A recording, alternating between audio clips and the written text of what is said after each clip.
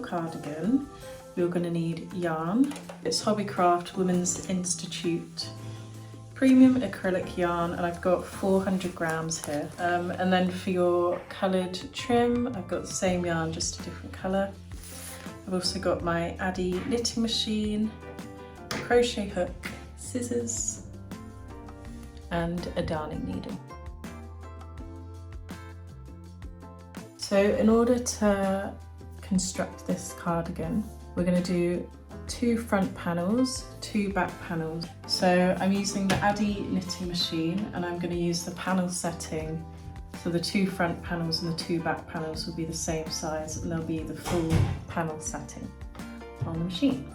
So now we're going to cast on for the first panel. So making 4 panels the same size. I think I'm going to do 100 stitches in length, but I'll see how it looks, if I want to do less or more. So yeah, this cardigan I'm hoping is quite oversized. It'll probably be a bit boxy. So if you want to do less stitches to make it a bit smaller, then that's completely fine. But for now, we'll be using all the stitches on the machine. So we're going to cast on for our first panel.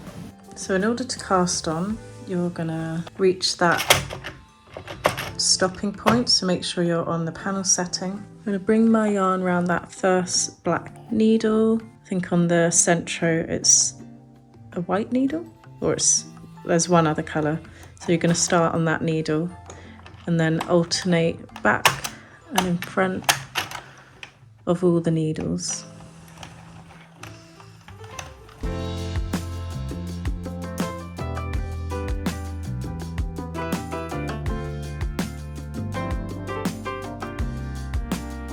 And then once you get back to that black needle, I'm just going to pull my yarn through here, secure that, and you're ready to go round.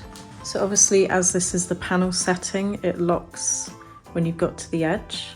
So if I go round and lock it, it locks there. So then I start going back round the other way. A few stitches are dropped. So then as you start going back round, the needles will pick up the yarn. This white needle is picking up that yarn. And you really have to keep an eye on the edge of the panels because they can be a bit iffy and they might drop it. So you have to make sure that the same needle picks up the yarn. And then you're just going to go back round.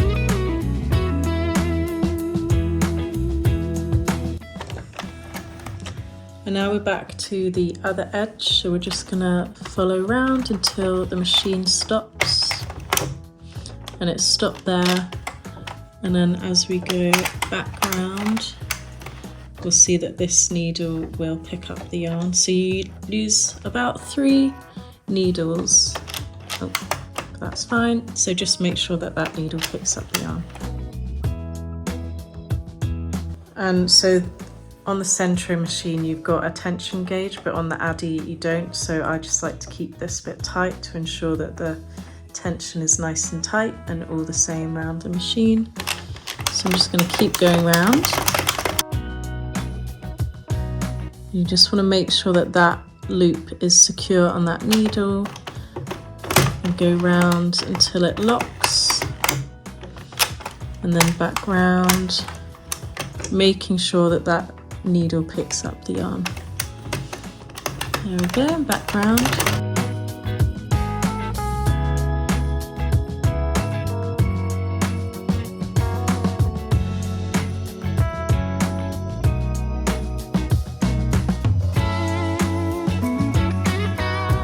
Just going to keep going round until I get my desired length.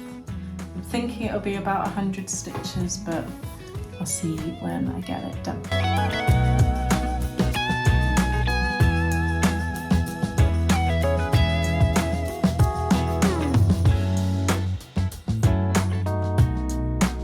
So I've done 110 rows on my first panel, so I'm just going to cast it off now.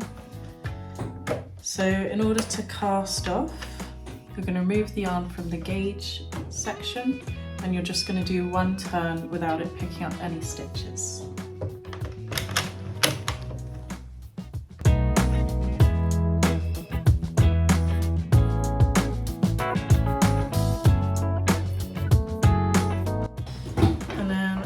cut this so there's a long bit. Get my darning needle. I'm just going to go around with the darning needle picking up these stitches.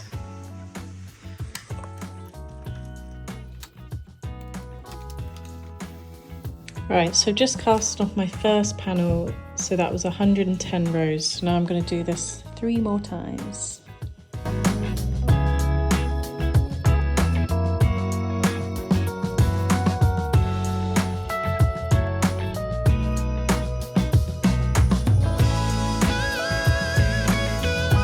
I'm just going to sew the 2 back panels together. You can do this any way that you want. You can crochet them together or you can sew them together. I'm gonna sew them together with a mattress stitch because I think that will look the cleanest.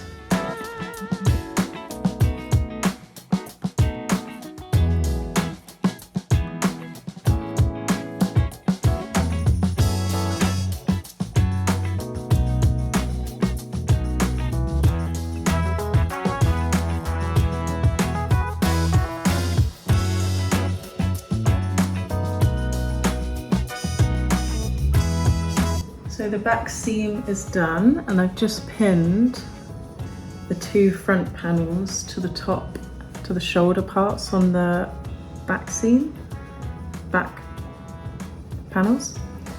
So I'm gonna attach them together. And then once they're done, I'm gonna attach the side seams together, leaving an armhole on either side, like there. So I'd recommend putting it on and sort of measuring like where you want the neck hole to be and also checking the correct spacing for your arm. Yeah. Morning. So I just wanted to show you my progress. So I did slip stitch, it's slightly bumpy up here, so I might have to fix that. But I joined at the sides. You can see that's really seamless because I did a mattress stitch like the back. But now I'm gonna go around the edges with a row of single crochet just to neaten them up, and then we can get on to adding our pink trim.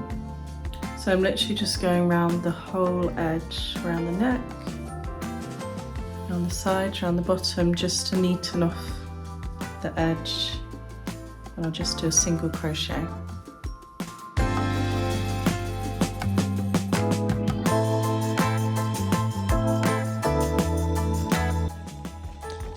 So this is what we've got so far. It is curling in slightly, but when I block it, it should come out flatter. And now I'm just going to go around that edge again and do a row of pink single crochet.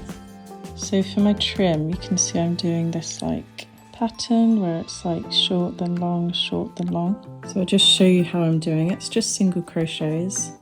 So I've done a smaller single crochet up here, and then I'm going to miss this top stitch and go lower to pick up that longer stitch, and then the next stitch a normal single crochet, miss that top bit, go lower down, and then normal, go lower down, and it just creates this really cool pattern.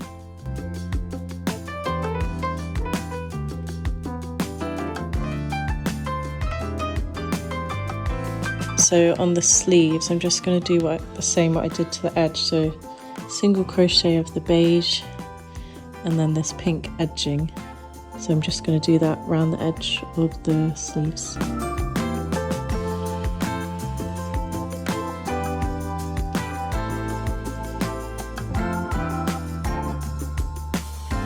If you wanted to add a sleeve, you can literally just attach it to the armhole, and then you'd have a like proper cardigan, which should look really nice. Yeah, for now I'm just going to go for this like t-shirt look.